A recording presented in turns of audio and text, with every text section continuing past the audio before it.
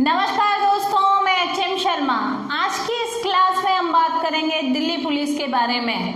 देखिए, दिल्ली पुलिस का आज है डे 2 के अंतर्गत मुझे आपको बताना है कि दिल्ली पुलिस में जो एक हाइट को लेकर के कंफ्यूजन था कि हाइट कितनी है, तो हाइट रखी गई है एसटी एससी के लिए 165। तो जिनकी भी हाइट 165 है वे सभी फॉर्म फिल करें, कंफ्यूज ना हो। और देखिए, जब तक आपकी एग्जाम नहीं होती है तब तक हम आपके लिए वीडियो बनाते रहेंगे। और कल हमने दिल्ली पुलिस के अंतर्गत अपना पहला वीडियो बनाया था, यानी कल था डे 1, आज है हमारा डे 2। इस डे 2 के अंतर्गत कल जो हमने पढ़ा था उसमें हमारा एक टॉपिक छूटा था जिसका नाम था राज्य व्यवस्था का अर्थ। राज्य व्यवस्था क्या है, कैसे होती है, ये सारा आज हम इस वीडियो में पढ़ने वाले हैं। लेकिन उससे पहले कल का थोड़ा सा हम रिवीजन करते हैं। तो देखिए, कल हमने पढ़ा था संविधान का अर्थ। संविधान का अर्थ और राज्य व्यवस्था का अर्थ। तो सबसे पहला प्रश्न हमारे सामने आता है कि संविधान की आवश्यकता क्यों पड़ी, या संविधान की आवश्यकता हमें क्यों होती है, संविधान की आवश्यकता हमें क्यों होती है। तो देखिए, हर एक देश में स्त्री पुरुष हर एक प्रकार के जो है लोग रहते हैं, हर एक प्रकार की सभ्यता होती है, संस्कृति होती है, जातियां होती है, गरीब होते हैं, अमीर होते हैं, सभी को एक नज़र से देखने के लिए एक दस्तावेज की ज़रूरत पड़ती है। और उसी दस्तावेज को क्या कहा जाता है, संविधान कहा जाता है। यानी सभी को समान रूप से देखने के लिए या सभी को समान अधिकार देने के लिए एक दस्तावेज की जरूरत पड़ती है, या समान नजर से देखने के लिए क्या पड़ती है, एक दस्तावेज की जरूरत पड़ती है। और उसी दस्तावेज को संविधान के नाम से जाना जाता है। सभी देशों का अपना अपना संविधान होता है, भारत का भी अपना एक संविधान है। आपसे पूछ ले कि भारतीय संविधान या भारत में सबसे सर्वोच्च क्या है, तो वो है संविधान। लेकिन अगर संविधान से भी पहले अगर भारतीय जनता ऑप्शन में आ जाता है, तो कल ही मैंने आपको बताया था कि भारत में जो सर्वोच्च है वो तो है भारतीय जनता, क्योंकि जनता होगी तभी तो संविधान होगा। इसीलिए भारतीय जनता सर्वोच्च है, उसके बाद संविधान आता है। अब आगे मैं बात करती हूँ। तो देखिए, आधुनिक जो संविधान है, आधुनिक संविधान का जनक किसे कहा जाता है, आधुनिक संविधान का जनक कहा जाता है किसे। कल हमने बात की थी आधुनिक संविधान के जनक की, तो वो था अमेरिका। अमेरिका से संबंधित मैं आपको बता देती हूँ, अमेरिका भी हमारी ही तरह ब्रिटेन का गुलाम था। बस फर्क इतना है कि अमेरिका में स्वतंत्रता पहले आई, अमेरिका में क्रांति पहले आई। और 4 जुलाई 1776 में अमेरिका आज़ाद हुआ। थोड़ा सा कल के डेटा में करेक्शन कर लेना। कल जो है मैंने 1746 बताया था, 1776 में अमेरिका आज़ाद हो जाता है। अमेरिका का स्वतंत्रता दिवस मनाया जाता है, वो 4 जुलाई 1776 को मनाया जाता है। इसी कारण अब देखिए, समय आया 1787 का। 1787 में अमेरिका का एक शहर था जिसका नाम था फिलाडेल्फिया नगर में एक सभा का आयोजन किया गया था। और इस सभा के जो अध्यक्ष थे, वो अध्यक्ष कौन थे, जॉर्ज वॉशिंगटन। तो जॉर्ज वॉशिंगटन जो थे इसके अध्यक्ष थे, और अमेरिका के संविधान का निर्माण शुरू हुआ। फिर आया समय 1789 का। 1789 में अमेरिका का जो है वो संविधान बनकर तैयार हो गया, लागू हो गया। अमेरिका के संविधान में 7 आर्टिकल है। कितने आर्टिकल है? 7 है। और वर्तमान की बात करूंगी तो संविधान संशोधन कितने हुए हैं? वे हुए हैं, संविधान जो संशोधन हुए हैं वे 44 है।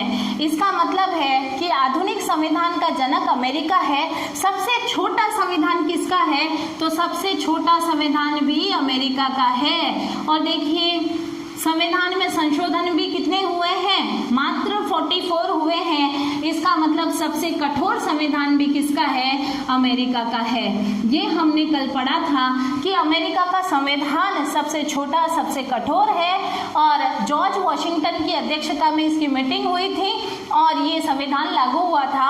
अमेरिकी स्वतंत्रता दिवस मनाया जाता है 4 जुलाई 1776 को। यहाँ से सारे क्वेश्चन कंप्लीट हुए। अब मैं बात करूंगी किसकी? ब्रिटेन की बात करेंगे। तो देखिए विश्व में सबसे बड़ा संविधान किसका है? ब्रिटेन का है।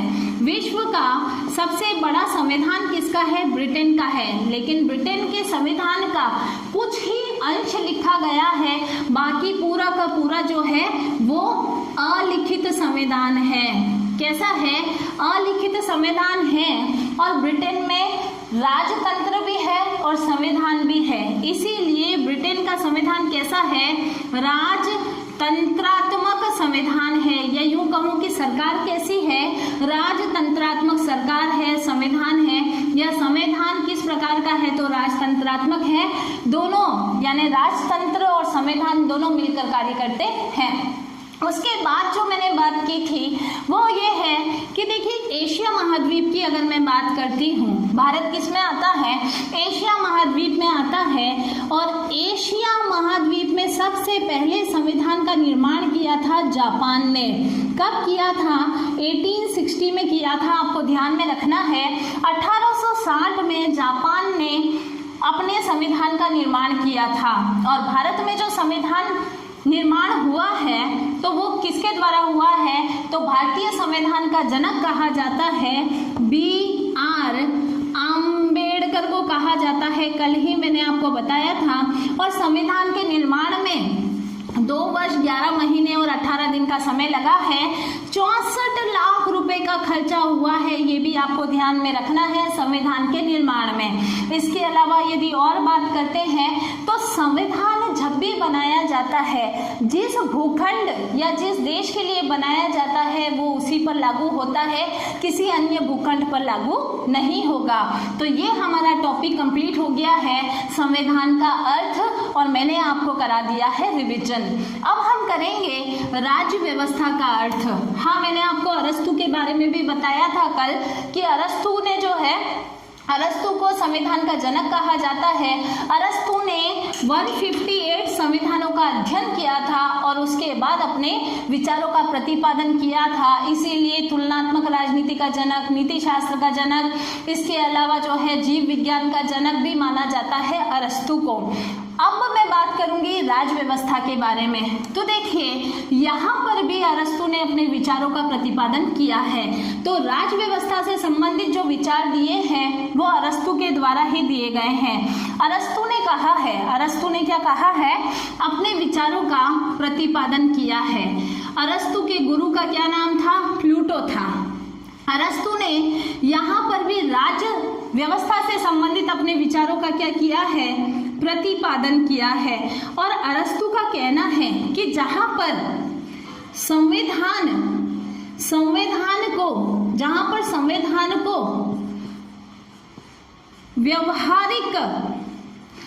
संविधान को व्यवहारिक रूप से प्रतिपादित किया जाता है, या यूं कहूं कि जहां पर संविधान को व्यवहारिक रूप से प्रयोग में लिया जाता है वहां पर क्या होता है? राज्य व्यवस्था होती है। अर्थात जहां पर संविधान में लिखी हुई बातों के अनुसार अगर विधायिका,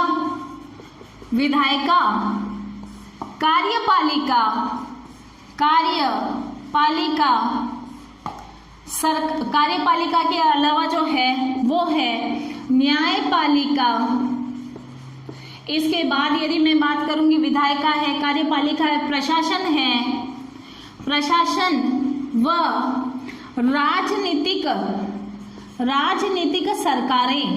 राजनीतिक सरकारें, जब ये सभी इस संविधान के अनुसार चलती हैं तो उसे कहा जाता है राज व्यवस्था।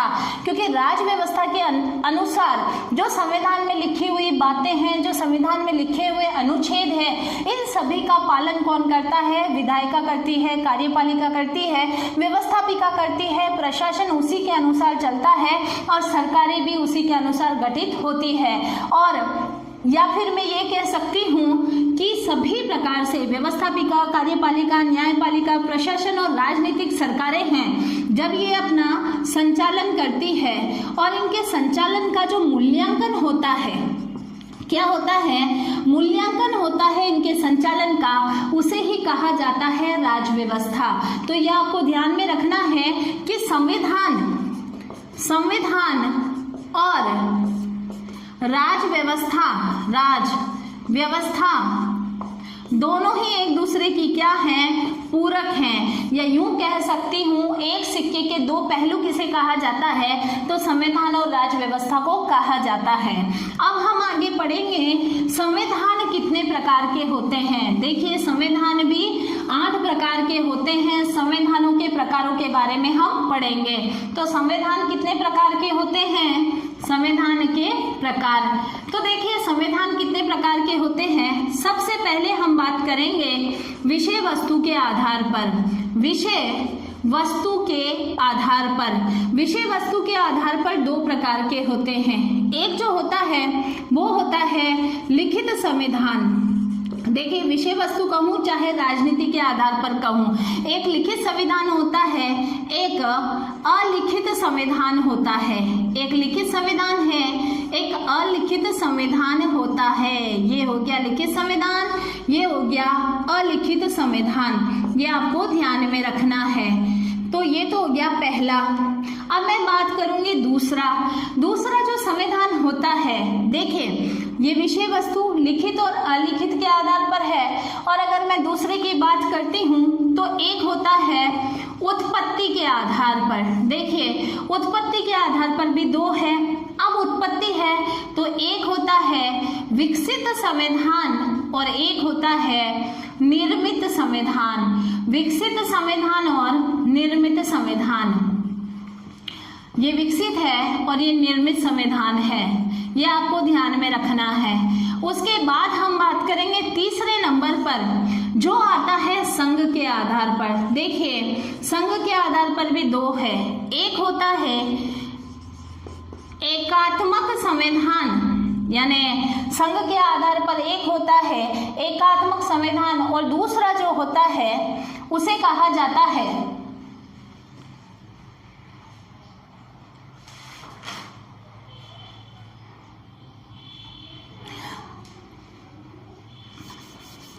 तीसरा जो है उसे कहा जाता है संघ के आधार पर। तो देखिए, संघ के आधार पर होता है, एक होता है एकात्मक संविधान, एक होता है संघात्मक संविधान। तो आपको ध्यान में रखना है, एक होता है एकात्मक संविधान, एक होता है संघात्मक संविधान। उसके बाद मैं बात करूंगी संशोधन के आधार पर। तो 4th नंबर पर आता है संशोधन के आधार पर।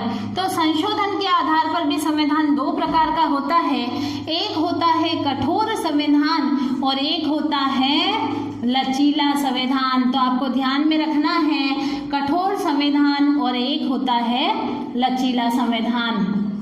तो देखिए, हम जो है सारे के सारे संविधानों के अंतर्गत पढ़ेंगे। इन 8 ही प्रकारों को हम जो है वो पढ़ेंगे और आप अच्छे से इनको मेरे साथ पढ़िए। तो एक बार फिर से रिवीजन करते हैं। संविधान के प्रकार हैं, टोटल 8 हैं। आपको ध्यान में रखना है, विषय वस्तु के आधार पर लिखित और अलिखित, उत्पत्ति के आधार पर विकसित और निर्मित, संघ के आधार पर एकात्मक और संघात्मक और संशोधन के आधार पर कठोर और लचीला संविधान। तो आज के लिए बस इतना ही। कल आगे हम पढ़ेंगे डे 3 में। तब तक के लिए आप जो है वो राजस्थान एजुकेशन हब पर जाएं और भी ज़्यादा वीडियो चाहिए तो वहाँ पर जाकर के आप नए नए कंटेंट देख सकते हैं। आगे की जानकारी भी वहाँ से प्राप्त कर सकते हैं। धन्यवाद।